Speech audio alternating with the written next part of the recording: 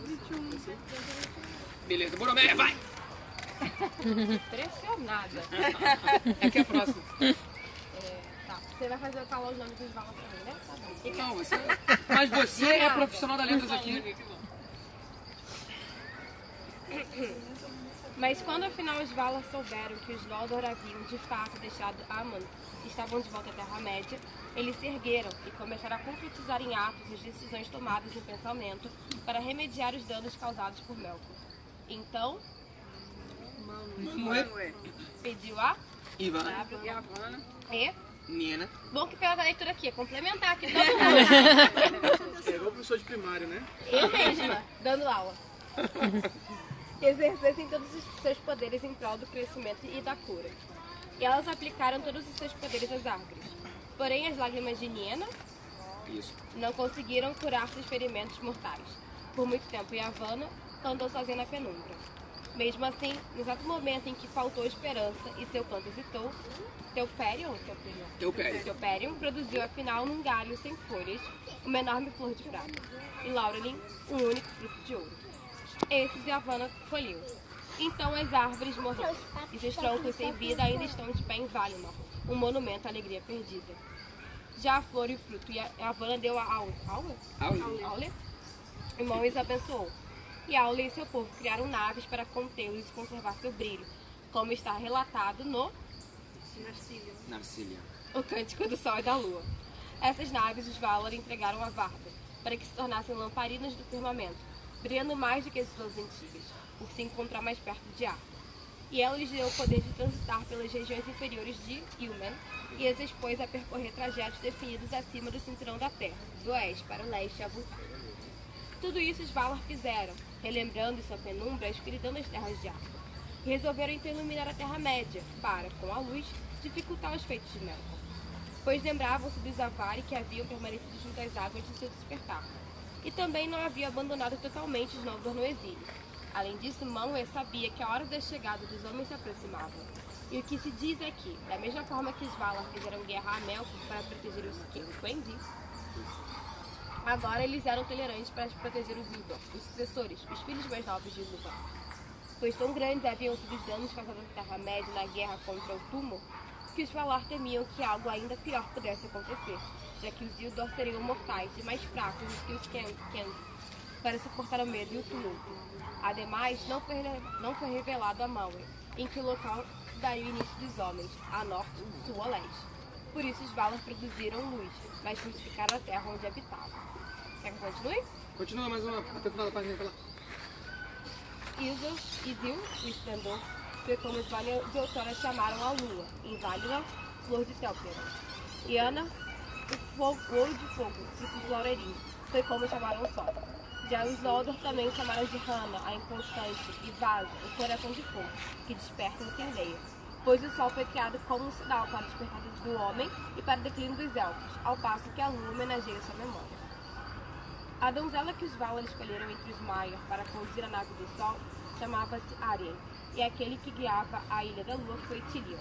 No tempo das árvores, Arien cuidava das flores douradas dos jardins de Vanna e chegava com os orvalhos cintilantes de Laurelin. Já Tilion era um caçador do grupo de Oromir e possuía um arco de prata. Ele adorava prata e, quando queria descansar, deixava os bosques de Oromir e, entrando em Lórien, deitava-se sonhador junto aos poços de Essos, sobre os raios cintilantes de Telpera. E Tilion implorou que lhe dessem a missão de cuidar para sempre da última flor de prata. Arien, a donzela, era mais poderosa do que ele e foi escolhida por não ter sentido medo do calor de Laurelin e por não ter sido ferida por ele, já que, desde o início, ela era um espírito de fogo que Melkor não havia conseguido enganar nem atrair para seu serviço. Os olhos de Arien eram brilhantes demais até mesmo para os elfos contemplarem, e ao deixar Valinor, ela abandonou a forma e os trajes que, como os Valar, usava lá, e se tornou como uma labareda nua, terrível na plenitude de seu esplendor. Beleza? Quem é o próximo na lista? Tá lendo aqui? Alisson, ei, vai lá. Vamos lá. Isil foi criada e preparada em primeiro lugar, e subiu primeiro para o reino das estrelas, sendo a mais velha dos novos luzeiros, como Telperion, fora a mais velha das árvores. Por algum tempo, então, o mundo teve luar, e começou a se mover e a despertar grande quantidade de seres que muito haviam aguardado no sono de Yavanna. os servos de Morgoth. Muitos se admiraram, mas os elfos da Terra de Fora olhavam para o céu felizes. E no exato instante em que a lua surgiu, acima da escuridão no oeste, Fingolfin soou suas trombetas de prata e começou sua marcha para entrar na Terra-média. E as sombras de sua hoste iam longas e negras à sua frente. Tilion já atravessara o céu 7 vezes, e portanto estava no extremo leste, quando a nave de Arien ficou pronta. E então Anar surgiu, gloriosa. E a primeira aurora do sol foi como um enorme incêndio sobre as torres das Pelori. As nuvens da Terra-média foram aquecidas, e ouviu-se o som de muitas cachoeiras. Então Morgoth de fato se intimidou, enfurnou-se nas maiores profundezas de Angband, e recolheu seus servos, emitindo vapores fortíssimos e uma nuvem negra para ocultar seus domínios da luz da estrela do dia. Ora, Varda pretendia que as duas naves viajassem em Ilmen e que sempre estivessem nas alturas, mas não juntas. Cada uma deveria passar por Valinor, entrar no leste e voltar, sendo que uma sairia do leste... me perdi. Sendo que uma sairia do leste. Do oeste. No momento em que a outra começasse a voltar do leste. Assim os primeiros dos novos dias foram contados à maneira das árvores, pela mescla das luzes, quando Arien e Tilion passavam cada um em seu trajeto, acima do meio da terra. Entretanto, Tilion era inconstante e incerto em sua velocidade, e não se fixava no caminho que lhe era designado. Além disso, procurava se aproximar de Arien, sendo atraído pelo seu esplendor, embora a chama de Anar o queimasse e a ilha da lua ficasse chamuscada. Petina?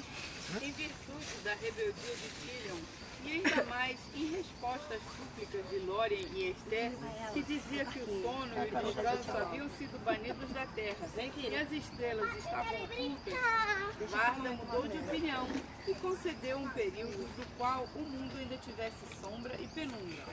Anar descansaria algum tempo em Valinor, deitada no colo fresco e acolhedor do mar de fora. E o entardecer, a hora da descida e do descanso do sol, era a hora de maior luz e alegria em Amã. Logo, porém, o sol era arrastado para baixo pelos servos de Umo e seguia apressado por baixo da terra, chegando assim invisível ao leste, para ali voltar a subir no firmamento, a fim de que a noite não se prolongasse e o mal não se espalhasse à luz da lua. Pelo poder de Anar, porém, as águas do mar de fora foram aquecidas. Oi, tudo bom? Filha, vem pra cá. Deixa eu voltar aqui onde eu estava. Pelo poder de Anar, porém, as águas do mar de fora foram aquecidas e refugiam com fogo colorido. E Valinor teve luz por algum tempo, depois da passagem de Arien. Contudo, à medida que Arien seguia por baixo da terra e se aproximava do leste, o fulgor desbotava e Valinor ficava às escuras. Nessa hora, os Valar mais lamentavam a morte de Laurelin. Ao amanhecer, as sombras das montanhas da defesa caíam pesadas sobre o reino abençoado. Quem agora?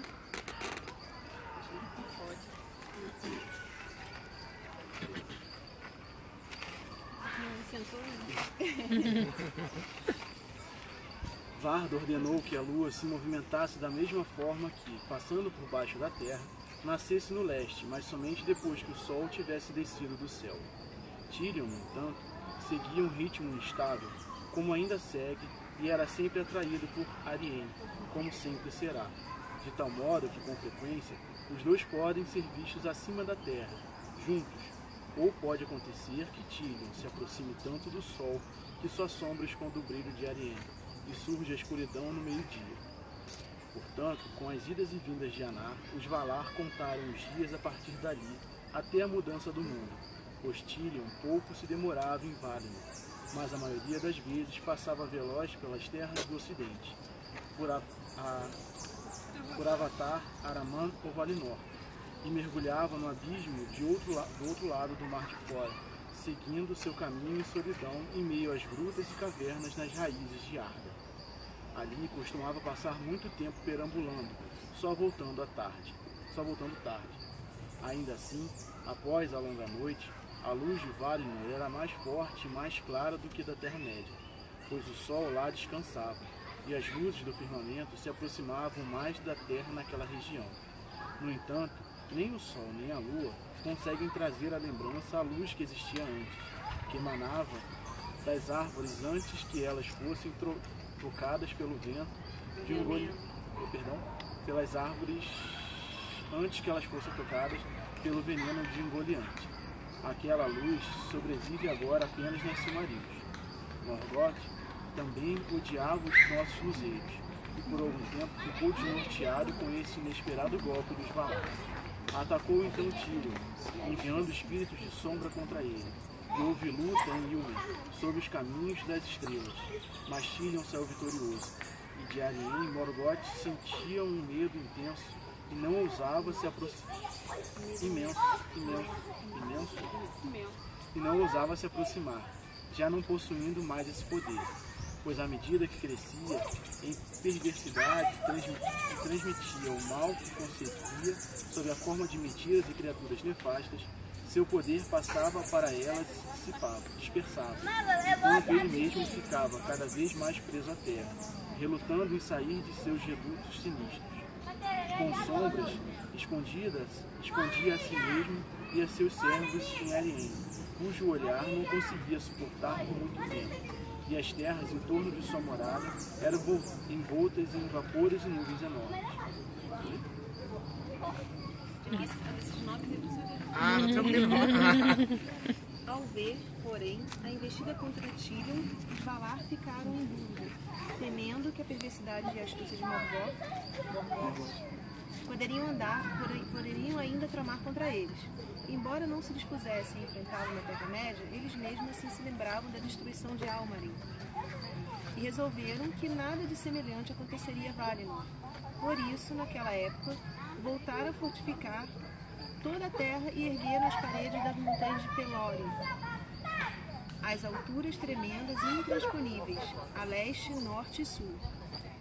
As encostas externas eram escuras e lisas, sem saliência ou ponto de apoio para os pés, e elas caíam em grandes precipícios, com superfícies lisas como vidro, e se elevavam em enormes picos coroados de gelo branco. Estabeleceu-se nelas uma guarda ininterrupta, e não havia passagem que atravessasse, à exceção de Calacíria. Essa passagem, entretanto, os Valar não fecharam, em consideração aos Eldar, que lhes eram fiéis. E na cidade de Tirion, sobre a Colina Verde, Finarfin ainda governava os que restavam de Noldor, na profunda fenda nas montanhas, pois todos os que são da raça dos Elfos, até mesmo os Vanya e seu senhor, Ingwe, precisam às vezes respirar o ar de fora e o vento que vem pelo mar das terras do seu nascimento. E os Valar ainda não se dispunham a isolar os Teleri, totalmente dos seus parentes. Mesmo assim, na Calaquíria, foram instaladas fortes torres e muitas sentinelas. E em sua extremidade, nos planaltos de Valma, acampava um exército para que nem ave, animal, elfo, homem, nem nenhuma criatura que habitasse a Terra-média passasse por aquela tropa. Continua? Posso fechar? Marcos, quer fechar? Pode ser. Fecha aí. Não vão participar. Sua vez, quer ir? Posso fechar. Então fecha aí. E foi também nessa época que os poemas que chamam de Nurtare Valinoreva, não é? Valinoreva, a ocultação de Valinor, que as Ilhas Encantadas foram criadas, e todos os mares ao redor foram preenchidos com sombras e desorientação.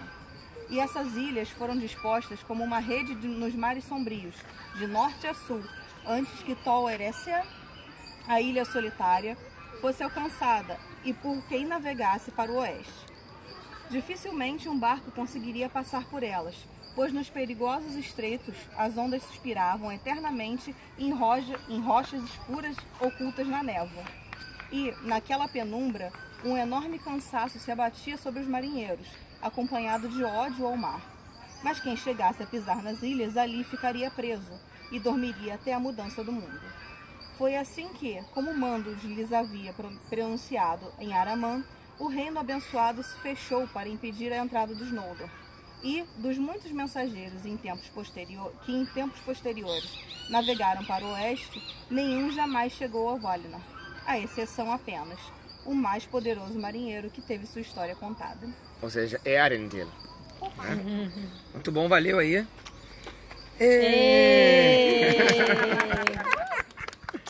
Gente, esse capítulo é legal, né, porque não sei se você sabe, mas o tema hoje, né, o tema do Tolkien Reading Day, né, do dia de ler Tolkien, é Tolkien e o misterioso, né, o misterioso em Tolkien. Então tem várias passagens em Tolkien que Tolkien trabalha com a ideia do misterioso, do mistério e tudo mais. E eu acho legal, nesse capítulo, né, é a questão justamente da criação da lua, porque sempre que nós falamos de criação, de mistério da criação e tal, nós lembramos muito da criação do mundo, né, do primeiro... Né? Você interrompeu, eu não quis. Da criação do mundo. E eu acho que, assim, a criação do mundo é bonita, é linda, é uma canção, sim. O Eric vai cantar? Não, não posso cantar, não tem nem como fazer a canção da criação do mundo. Se eu cantar aqui, Você vai criar um... vou dar um problema aí, porque vou ser dissonante, não quero ser dissonante. Você já viu que isso dá problema. Exatamente. Não é problema. E aí, a minha ideia era botar justamente pra gente ler esse capítulo 11, que é, né, a criação do Sol e da Lua, que tem muita coisa aí de mistério também. Tem muita coisa de mistério do mundo aí presente. E é um capítulo que a gente quase não fala. A gente fala muito da canção do mundo, né? Do Elendil, né? Então, assim, a gente fala muito dessa questão dos Valar, da canção e tal. Mas o Sol e da Lua, a gente não fala tanto, né? E eu achei legal, né? Primeiro porque a tradução nova é realmente umas questões diferentes de entendimento com a tradução antiga. Ficou nítido isso, né? Né? Só naquela frase ali das Fëanor, qualidades, né? do Fëanor ali, O completamente Fëanor diferente. não fez o que fez porque ele Deu na telha. deu na telha dele. Ele fez o que fez porque ele meio que nasceu predestinado àquilo ali, que é algo élfico, né? Que tem essa questão do destino, né? Um calor intenso dentro dele, né? Como eu já disse no começo. Exato, como eu estava até falando quando a gente estava lendo, né? Ele, quando ele nasce, ele suga toda a energia da mãe dele. Exatamente. Então, assim, ele já nasceu daquela forma. Ele era o sinistro, né? Ele era o diguidim da Terra-média por motivo muito claro. Ele tinha uma função para ele, né? Para aquilo. E além disso, é um capítulo cheio de referências, assim, ao firmamento, a contar de forma poética a questão do crepúsculo, a questão do eclipse, né? A criação do Sol e Lua. Né? O Sol e da Lua. E é uma questão, eu acho, muito bonita. Tem várias outras questões aí que eu acho que dá pra entender, de misterioso aí, né? E como esse mistério está presente em outras coisas. A própria Galadriel também tem essa questão. Eu acho que tem uma coisa muito interessante nesse capítulo também, que ele já descreve como o Morgoth, ele perde poder pessoal porque ele espalha o poder dele. Calma aí, desculpa que tem uma abelha na minha cara. É um servo de Morgoth. Fala o nome. Ele descreve como Morgoth em si, como poder, ele não tem muito, porque ele já espalhou o poder dele todo entre as criaturas vivas que ele cria, né, e entre as coisas todas. Então, como ele já não tem poder para ele lidar suficiente com a luz, com o sol. Então, mostra a partir daí, então, que muitas das coisas que ele faz nada mais é do que a malícia mesmo do Senhor do Escuro, né? E a forma como ele trata, né? Porque o poder dele já está mesmo praticamente em todas as criaturas, né, que ele notou. Alguém consegue entender? Alguém tem uma outra ideia sobre a questão do escuro aí? Boa tarde. Caraca, Caraca, ele gostou de mim, caraca, olá, André, beleza? Prazer. Isso. Não, achei interessante que fala ali que ele vai ele foi ficando mais fraco, porque quanto mais coisa ruim ele fazia, né, menos São ótimas polinizadoras. E eu acho legal também essa questão da dicotomia entre luz e sombras. Já fica delimitado aí. Claro que no início do Silmarillion já está delimitado isso. Mas nesse momento fica bem claro que o misterioso em Tolkien aí é essa questão de não importa o que Morgoth, né, o grande inimigo do mundo, faça. ele não consegue. Ele perde. O mal perde. Ele é basicamente essa. Né? Por mais que ele causa estrago, né? Causa Sim, muito estrago. Causa muito estrago. Mas mesmo assim ele não chega a ser o vitorioso da história. Exato. Quantas vezes Morgoth destrói a luz? Né? Quantas vezes? Vamos pensar. Não só não sai vitorioso, como ele é execrado pro limbo. Literalmente. Literalmente ele some. Exatamente. Sem chance de volta. E aí você vê a estratégia do maior servo de Morgoth, né, Sauron depois, é uma estratégia de não ir pela força. Porque ele viu que Morgoth foi pela força várias vezes e não deu certo. Então ele vai por quê? Vai? Eu botei no congelador e trouxe. Vai na conversinha, tem um anelzinho aí. Vai corrompendo. Vai corrompendo, exatamente. Assim ele vai corromper Númenor, assim ele vai corromper os senhores elfos, assim ele vai corromper os senhores homens, ele vai corrompendo. Então, é uma outra estratégia frente ao quê? Frente a uma questão do indizível, que é assim, por que a luz sempre triunfa? Esse talvez seja o maior mistério de todos.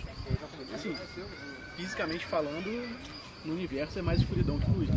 Então, qual é o lance? Na aí? real é mais escuridão. Mas também dá pra levantar uma reflexão. Sauron perdeu de verdade? Se a gente pega aquele conto da sombra, né? Ele pega aquele conto que já se passa na Quarta Era, a gente vê que a sombra continua. Sim. Né? Inclusive, depois eu tenho pesadelos imaginando qual é o final daquele conto. Né? Que eles já chegam, encontram a caverna e dentro da caverna tem sombras e acabou. 3 pontos. É, 3 pontos. Parece aquele seriado japonês, né? Ela continua. E aí, Voltinha, vizinho. então, eu acho que o maior mistério de Tolkien, pra mim, pessoalmente, é a relação entre luz e sombra. Não, mas se a gente pensar na parte física, filosófica, vamos dizer assim, só existe sombra porque tem luz, na real. Sem luz existe a escuridão total, a luz espanta a escuridão, mas a luz sempre projeta escuridão em algum lugar. Sim. Sempre vai ter uma sombra projetada em algum canto, né? Sempre vai ter alguma parte obscura, por mais que haja luz, né? Sim. Não, se parar pra pensar, a música a música dos Valar, ela foi toda premeditada por Eru. Ele não interrompe em momento nenhum. Não importa a dissonância. Isso era pra acontecer aparentemente. A dissonância, a destruição e tudo mais. Isso já é tudo relativamente premeditado. Tá lá por um motivo, né? Mas até na natureza a destruição é uma lei. Ela ocorre normalmente. Um animal caça o outro, uma onda que é um pouco mais forte, derruba uma geleira, uma árvore que cai, uma fruta que apodrece. A destruição ela faz parte do ciclo, da renovação. Isso transforma outra coisa, né? Sim, sempre. Isso é legal pra pensar. A primeira, a segunda, a terceira era da Terra-média, todas essa dicotomia entre luz e sombra e o rastro de destruição e criação no meio aí, né? Sempre um ciclo renovando o outro, você renovando e se destruindo, renovando e se destruindo. E... Oi? Não. Eu reparei também, eu tava querendo... acho que todo mundo pensa a mesma coisa. Estão destruindo erva por aí. Criação, iluminação, destruição. É só isso, tá, gente? Ninguém tá falando que tá filmando. Sim. Estamos ao vivo aqui. Não é aqui, pode rodar. Não tem ninguém aqui. Show, sabe? Na verdade, a gente tem que falar que nós Não. estamos perto do condado. Vocês não têm Especificamente. Cadê o Gandalf? Não, Gandalf não tá fazendo nada. Mistérios, então. É um mistério, é misterioso em Tolkien, Mas né? nunca está atrasado, a gente está fazendo algo. Enfim, Sempre chega na hora certa. Então nós temos o misterioso em Fazendo Tolkien, é algo. basicamente isso, né? Então, o misterioso em Tolkien, claro, na nossa conclusão, basicamente é isso, essa dicotomia entre luz e sombra, entre criação e destruição, e nesse intento, né? Claro que a visão do Tolkien, a própria ideia de criação, a própria ideia do Ilúvatar, né? Nele traz o otimismo da criação e da luz, a ideia do triunfo da luz sobre as sombras. Mas a visão dele está presente em todo o livro, né? Talvez seja a metáfora teológica mais explícita em Tolkien. E ela é, obviamente, explícita, talvez porque Tolkien não teve tempo de revisar o Silmarillion. Se ele tivesse tempo de revisar, não estaria lá. Não estaria. Não. Né? Mas, assim, é muito explícito e eu acho que é a chave para nós entendermos todas as 3 histórias tristes, por exemplo, as 3 tragédias, os 3 contos tristes da Terra-média, né? Que é Beren e Lúthien, que é Filhos de Húrin, que é a queda de Gondor. Né? Acho que é a chave, né? Acho que a chave é essa questão da luz e das sombras. A ideia de você criou algo e esse algo vai ser destruído, mas já virá outra coisa. Né? Então Gondolin foi criado e foi destruído, mas a destruição de Gondolin gera um outro momento. Né? Beren e Lúthien, você tem a luz, né, vindo com a dança, com a música e tudo mais. Aí você tem aquela questão do amor, a destruição deles e a renovação deles, no meio da linhagem, sabe? Né?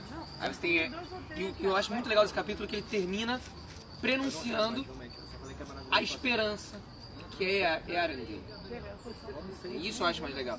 E é a tônica do Tolkien, né? Por mais que seja a dicotomia entre luz e trevas, a dicotomia entre criação e destruição, no final o que sobra é a esperança, é Arendelle, que vai chegar lá com o seu barco e é o único que vai conseguir romper esse cerco, esse fechamento de Valinor e pedir ajuda para que assim ele consiga vencer a escuridão mais uma vez. Ou seja, é sempre essa ideia da escuridão, a luz, a tentativa de corrupção da escuridão e o triunfo da luz por meio da esperança. E a luz imutável, né? Porque o que faz ele conseguir atravessar é exatamente a luz que está dentro da Silmaril, que é a luz original. Exatamente, é a faísca da luz original, que você pode perceber em detalhes, né? E é isso que é outra questão do mistério também.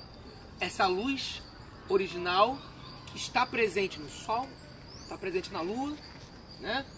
Que veio a partir de Laurelin, Telperion, e depois do Sol e da Lua, mas também está presente na Silmaril, está presente reluzindo, né? Os cabelos de Galadriel, e tem poder ali. Tem um poder que é um poder da luz, é um poder extraterreno, um poder que vai além, inclusive, da compreensão de quem se utiliza dele. Isso eu acho fantástico, eu acho que trabalha um pouco disso aí. Né? Alguém tem uma outra ideia, assim, lembra? Eu acho que o capítulo fala muitas coisas. A outra ideia não, mas complementando, eu achei interessante que a pilota do Sol, ela é incorruptível. Sim. Né? Isso é uma coisa muito importante na luz, porque uma luz realmente não pura, não é luz. Não é uma luz, né? Então é interessante isso que fala ali, que ela era incorruptível, que o outro não conseguiu único, né? nem passar a conversa. Foi o único do desmaiado, do fogo que não foi corrupto. E ela ainda quando falou, vou pilotar lá, então não vou nem ser mais gente, vou ser uma chama. Não, Bem Capitã Marvel. Ela assim, libertou-se de todas as limitações, digamos assim, da forma. E passou a ser o seu verdadeiro ser. Muito bom. Outra coisa também que do X-Men, né? Mas a Fênix ela tem uma outra pegada aí. Eu acho A Fênix é meio dark. A Fênix do X-Men, ela tem um lado negro meio Uma coisa interessante também é ver não é bem um lado uma negro, diferença, é que é mais ou menos, de questão mitológica e tal, o Sol ser uma figura feminina e a Lua ser uma figura masculina. Sim. Tem essas diferenças também que não, ao contrário. Quem conhece em línguas, por exemplo, existem línguas onde o Sol é masculino, é feminino e... Em alemão. Né? O alemão. Até porque a Lua não tem luz própria, né? Em alemão é feminino, o Sol né? é feminino. Talvez uma influência da questão germânica também, Tolkien mais uma vez. Sim. Né? Tolkien tem essa questão da influência germânica. Será que isso não é a influência germânica de Tolkien na língua, na linguística? Vamos lembrar que tudo em Tolkien começa na língua e vai para outros cantos. Né? Então, não foi à toa, foi deliberado que ele fez isso. Então, Vou trocar aqui. pode ser isso. Né? Só de zoeira. Bettina, nossa consultora de línguas germânicas aqui. É o Sol feminino e Lua. A Sol e o Lua. Acho que, né? Tem essa questão da base germânica, então. Ali, dizona. É, dizona. Um temor. Você fala? Dizona. Di é o artigo. A zona. Só. E a Lua é demon. É Obrigado pela consultoria germânica. Você sabe que é preciso ter um viking pra fazer essa consultoria aqui. Ah, é, claro. Um viking carioca. A gente trouxe direto da Gávea. Da pedra da Gávea. Vinícius, maldito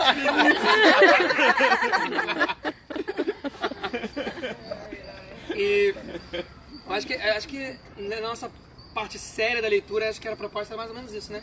A parte séria, que daqui a pouco vem a parte do roer. Ah, isso aqui é a gente sendo sério. Você tinha que fazer aquele negócio do Saruman.